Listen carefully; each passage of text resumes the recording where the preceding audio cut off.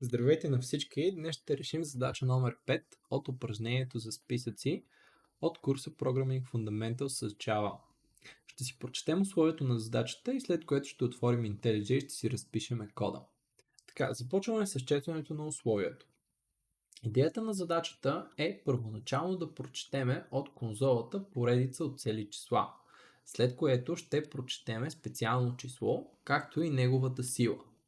Задачата ни е да премахнем от нашия списък от числа, който сме прочели от първия ред, съответно всяка една поява на въпросното специално число, което след това са подали на вторият ред. Съответно, в зависимост от силата на това число, трябва да премахнем толкова числа от специалното наляво и надясно от него. Накрая, това, което трябва да направим, е да принтираме сумата на останалите елементи в нашия списък. Например, нека да разгледаме следният пример. Имаме списък от числа, съответно ние трябва да прочетем един списък от конзолата на първия ред, след което ще ни подадат специалното число, което ние трябва да потърсим във въпросният списък и след което силата, с която ще премахваме въпросното число от списъка. Така, в случая имаме поредица от 8 числа и специалното число е 4. Съответно, силата на това число е 2 и елементите, които трябва да премахнем, ще бъдат 2 елемента в ляво на числото 4 и 2 елемента в дясно на числото 4. Това, което остана накрая, всъщност ще бъдат елементите 1, 2 и 9. И в случая трябва да изпринтираме сумарно тези елементи, сумата на тези 3 елемента, които ще останат. Приготвил съм ви едно примерче, всъщност, за да разберете идеята на задачата още по-добре. Нека да си представиме в случая, че това е нашият списък от числа. Специалното число е числото 8. В случая числото 8 се намира на втори индекс от нашия списък. Силата, с която ще премахваме числата в ляво на нашето специално и в дясно е 1. Съответно, това, което трябва да направим е да премахнем ето тази поредица от числа. Числото 23, числото 8 и числото 12. В случая най-лесният начин, за да разберем откъде до къде да премахваме числата, е първо да намерим индекса на специалното число, което искаме да премахнем от нашия списък. В случая числото 8 се намира на втори индекс. Знаейки индекса, на който се намира специалното число, тогава много лесно може да разбереме какво е началото на диапазона и краят на диапазона, в който ще премахваме числа. Като просто към индекса на това число ще извадиме силата и по този начин ще намериме съответно откъде трябва да започнем да премахваме числа и съответно ако прибавим към индекса на въпросното специално число силата, която са ни дали от конзолата, ще намериме края на диапазона. Така че аз ви предлагам направо да скачаме в IntelliJ и да решиме задачката стъпка по стъпка. Като първото нещо, което ще направим е, че ще прочетем съответно списъка от първия ред от конзолата. Тъй като няма да извършваме никакви аритметични операции с тези числа, аз ви предлагам да прочетем списъка от числа под формата на стрингове. Съответно, вместо цели числа ще съхраниме в нашия списък текстове. Така, това ще бъдат numbers или за по-добре elements. Така. Сега, за да си прочетем един ред от конзолата, ще използваме scanner next line, след което ще сплитнем въпросния ред от конзолата по празно място. Сплитвайки този ред от конзолата по празно място, ще получим масив от стрингове. Съответно, този масив от стрингове, за да може да сформираме от него списък, следователно трябва да го пуснем по така нареченият стрим. Ще отворим един стрим за въпросният масив и след което, използвайки метода collect, ще събереме тези стрингови елементи в един списък. Така. По този начин ние ще си прочетеме първият ред от конзолата, който ще бъде списъкът от елементи, в които всъщност ние ще търсиме въпросното специално число. Така, на втория ред от конзолата са ни казали, че ще ни подадат специалното число, за което ще търсим и неговата сила. Съответно, това, което бих искал да направя тук е да си прочета един масив, като взема втория ред и го сплитна отново по правилно място. Значи тук ще си съхраня в масив вторият ред, сплитнат по празно място. И по този начин аз ще получа два елемента. Това ще бъде специалното число и неговата сила. Специалното число в този масив ще се намира на нулева позиция, пък силата, с която ще премахваме числа в ляво и в дясно на специалното ни число, ще бъде на първа позиция. Така че тук на нулева позиция ще вземем въпросното bomb number. Така. А пък на първа позиция ще вземем съответно силата, с която ще премахваме числа. Тук тънкият момент е може би, че бихме искали тази сила, която стои на първата позиция от втория ред. Ето тук, например, в случая ето тази сила, ще трябва да бъде представена като цяло число. Защото на нас ще ни е необходимо да пресметнем диапазона, в който ще премахваме числа. Съответно началото на нашия диапазон и края на нашия диапазон. Тъй като ще ни трябва тази сила за извършване на някаква аритметична операция, тогава ще го преобразуваме към цяло число. Power. И ето тук ще преобразувам към цяло число елементът от масива, който стои на първа позиция. Така. Добре. Казахме, че първоначално, за да може да преценим откъде до къде ще премахваме елементи в нашия списък с елементи, трябва да разберем диапазона. За да може да разберем диапазона, ще ни трябва кой е индекса, на който се намира съответно това специално число, което търсим. Значи, за целта това, което може да направим е да си изнесем в една променлива индекса на въпросното специално число. Тук ще бъде елемент индекс. Така, ще вземем индекса на въпросният елемент, като от списъка с елементи ще извикаме метода indexOf. IndexOf, всъщност това, което ще направи, че ще върне индекса, на който се намира елемента, който е равен на този, който ние подаваме тук в скобите, като аргумент на метода. Така че, по този начин ще си намерим кой е всъщност индекса, на който стои нашето специално число.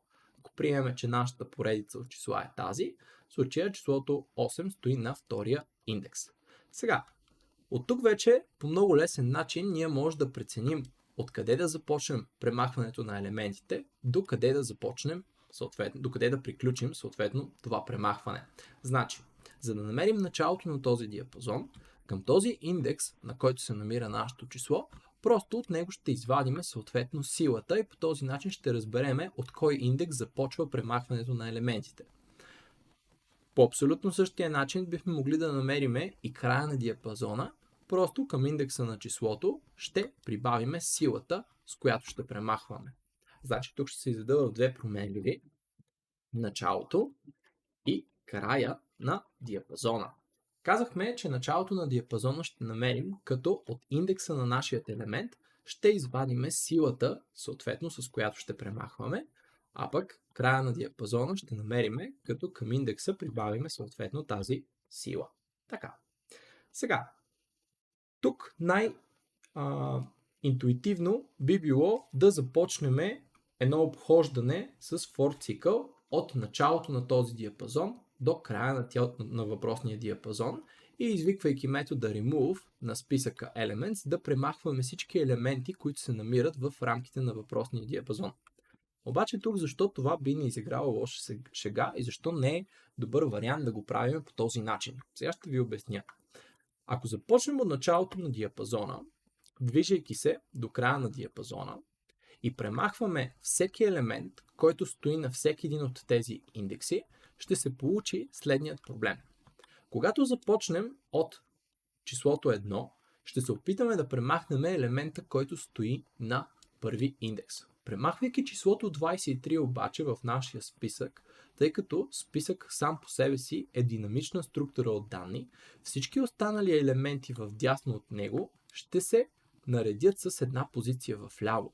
С други думи, очаквайки, че следващата итерация на обхождането на въпросния диапазон ще премахне числото 8, защото той стои на индекс 2, Всъщност няма да се случи това, защото числото 8 вече ще се е било преместило на първия индекс и числото, което ние ще премахнем, ще бъде числото 12, защото то ще бъде преместено с едно наляво.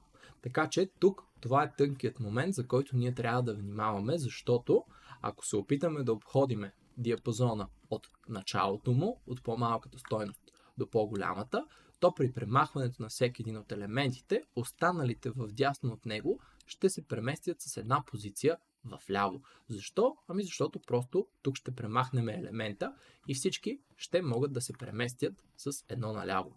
Така, какъв би бил алтернативният начин? Тук решението на този проблем би бил да започнем от края на нашия диапазон, движейки се към началото на диапазона. Защото по този начин, когато започнем, да кажем, от числото, което стои на трети индекс, в случая края на диапазона, премахвайки числото, което стои на трети индекс, останалите числа в дясно отново ще се преместят с една позиция в ляво, но това по никакъв начин не е проблем за нас. Защото всъщност ние ще се движим в тази посока, а числата, които искаме да премахнем, си остават на абсолютно същите позиции, на които са си били. В случая числото 8 си стои отново на втора позиция и преминавайки на следващата итерация, ние ще премахнем числото 8. След което числото 23 отново ще си остане след премахването на тези две числа на позиция 1 и преминавайки на позиция 1 ще премахнем числото 23. В случая това би било решението на нашия проблем. Така че, казахме, започваме да премахваме елементите в този диапазон, но започваме да премахваме от последният индекс, от края на диапазона към началото на диапазона. Значи тук ще си направим един for цикъл, който for цикъл ще обходи всички индекси от края на диапазона, докато съответно индексът е по-голям или равен на началото на диапазона и съответно няма да имаме инкрементация, ще имаме декрементация, защото движението ще бъде отзад напред, от по-голямото число към по-малкото число. Това, което ще извършваме тук като действие, ще бъде да премахваме от нашия списък с елементи всички елементи, които са поставени на въпросните индекси. На индексите в ето този диапазон. Значи тук ще извикам върху списъка си Elements метода remove и ще премахна елементите, които са поставени на този индекс. Така. Добре. Тук обаче се сблъскваме с друг проблем, който би ни изиграл лоша шега, ако оставим решението ни по този начин. Вижте следната ситуация. Така. Да приемем, че специалното на число, което ние ще премахваме, ще бъде числото 10. Ще разгледаме този списък. В случая числото 10 се намира на нулева позиция. Ако подходим по този вариант, който разписахме до момента, съответно, опитвайки се да намерим началото на диапазона, от който ще започнем премахването на числата, до края на диапазона, съответно ще установим, че началният индекс е някакво негативно число. И съответно това не е валиден индекс при списъците и излизаме извън позволените рамки на нашия списък и това би изгърмяло с индекс out of bounds exception. С други думи, ще хвърли грешка нашата програма и няма да сработи като хората. Така че преди да обхождаме диапазона, което направихме току-що, преди да обхождаме диапазона от крайната му стойност към началната стойност, съответно ние трябва да провериме дали крайната стойност и началната стойност са валидни стойности за нашия списък. Какво означава това? Ако в даден момент началната стойност е станала по-малка от 0, съответно ние просто трябва да я занулим. Същото нещо ще направим и за крайната стойност. Ако в даден момент сме установили, че крайната стойност е извън позволеният диапазон за нашия списък, с други думи над последният индекс от списъка, това, което трябва да направим е няма да зануляваме последната стойност, края на диапазона, но това, което ще направим е, че ще поставим, че неговата стойност ще бъде съответно последният възможен индекс в нашия списък. Така че тук с две проверки ще си решиме проблема. Първата проверка ще провери началото на диапазона, дали случайно не е индекс, който е по-малък от 0, което всъщност би било невалиден индекс. Значи ще проверим дали тази стойност, която отговаря като началото на диапазона ни, е по-малка от 0. Ако това нещо е вярно, тогава искаме просто да кажем, че началото на диапазона ще бъде от нулев индекс. Същото нещо ще го направим и за края на диапазона, където просто ще провериме дали краят на нашия диапазон е по-голям от последният възможен индекс в нашия списък, като последният възможен списък в нашия индекс ще намерим като вземем размера на списъка минус 1. По други думи, размерът на списъка минус 1 би ни върнал кой е последният индекс в нашия списък. Така. Ако това нещо се окаже вярно, тогава ще кажем, че последният краят на нашия диапазон, от който ще премахваме елементи, всъщност ще бъде последният възможен индекс в списъка ни. Така. И по този начин ние ще си решим проблема, при който излизаме извън рамките на нашия списък от елементи. Така, остана още едно нещо да направим и всъщност да помислиме какво би се случило, когато ето това действие се налага да бъде извършено повече от веднъж. С други думи, когато в нашия списък се среща повече от едно число, което е равно на ето това специално число от конзолата. Казали са ни, че съответно трябва да премахнем всяка поява на въпросното специално число. С други думи, то би могло да бъде повече от веднъж, както например виждаме в ето тези входни и изходни данни. Съответно, това, което трябва да направим е, че цялото това действие бихме могли да го поставим в един while цикъл, който ще се изпълнява, докато в нашия списък съответно съществува елемент, който е равен на въпросният bump number. Значи ето тук отгоре, това, което ще направя, е да поставя един while цикъл, който while цикъл ще кажем, че ще се изпълнява, докато в списъка от елементи съответно съществува и се намира число, което е равно на bump number. Така. И тук тази затваряща скоба на while цикъла ще я сложа тук най-отдолу. Добре. И по този начин това действие ще го повтаряме многократно, докато премахнем всички специални числа. Това, което остана да направим от тази задача е всъщност да изведем и сумата на останалите елементи. След като сме премахнали специалното число и тези около него, трябва да изведем сумата на тези елементи, които са останали в списъка. Това нещо може да го направим посредством отново Stream API-а или разбира се, за тези от вас, които биха искали да го направят по малко по-традиционният начин, биха могли да използват един for цикъл или for each цикъл, който обхожда всички елементи или ги сумира. Това, което аз бих направил в случая е да изпринтирам, ето тук ще си дефинирам първо променлива, която ще пази сумата на елементите, които са останали в нашия списък, като тази сума ще я намеря, като отново казвам, използвам функционалност от Stream API. Ще пусна един стрим, съответно, по тези елементи, след което, тъй като в този списък ние пазиме някакви стрингове, съответно по никакъв начин ние не бихме могли да извършваме аритметична операция по тези стрингове, макар и те да бъдат числа под формата на стринг. Това, което трябва да направим е да преобразуваме съответно тези стрингове към цели числа, използвайки map-to-int метода. Тук обичайният метод integer parsing съответно ще извикаме и след като сме преобразували всички елементи в нашия списък към цели числа, просто искаме да получим тяхната сума, а това нещо може да се случи извиквайки метода sum. И след което остана единствено да принтираме сумата на тези останали елементи. Нека стартираме задачката и да видим как всъщност работи. Използвайки първите входни и изходни данни от условието, може да видим, че всъщност имаме списък от 8 елемента, сред които ще търсиме съответно специалното число 4 с сила 2. Добре. Ще извършим тялото на while цикъла поради простата причина, че съществува такова число в нашия списък, така че влизаме и извършваме първата итерация. И първото нещо, което ще направим от тази итерация е да намерим индекса, на който се намира въпросното bump число. Така, индекса, на който се намира съответно това специално число е третия индекс. Може да провериме, да видим, че числото 4 се намира на индекс 3.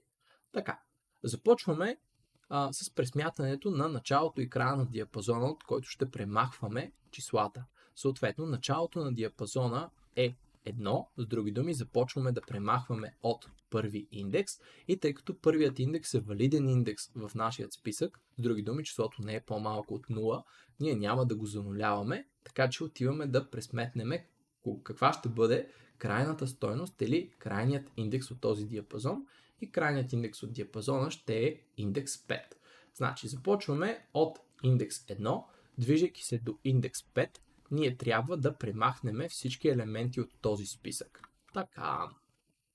Сега, както казах, ще започнем обхождането на диапазона от последният индекс до първоначалният индекс. Сега започваме от индекс 5 и премахваме елемента, който стои на индекс 5, а това е този елемент, числото 2 под формата на стринг. След като го премахнем, както виждате, останалите елементи преди него не си промениха своите индекси. Обаче, тези след числото, което премахнахме на петия индекс, вижте, че смениха своите индекси. Така, добре. Отиваме и премахваме тази двойка, която стои на четвъртия индекс. Следва да премахнем съответно специалното число, което виждате си е останало на третия индекс. Премахваме специалното число 4 и остана да премахнем тези двете двойки тук преди него. Така. Премахваме и двете двойки и съответно нашият for цикъл приключва. Като в нашия списък от елементи остават 3 числа съответно и не съществува вече в списъка специалното число 4 и затова преспокойно може да намерим сумата на тези останали елементи и да я принтираме на конзолата. Принтираме сумата на конзолата 12 и вече сме готови да качваме решението на задачката в Judge. Да видим Judge какво смята по въпроса. Така. Това е задача номер 5. Качваме я в Judge и изчакваме да видим нашият резултат. 100 от 100. Надявам се, че сте разбрали задачката. Разбира се, ако имате някакви въпроси, по всяко едно време може да питате и да ми пишете и с радост ще ви помогна. До нови срещи!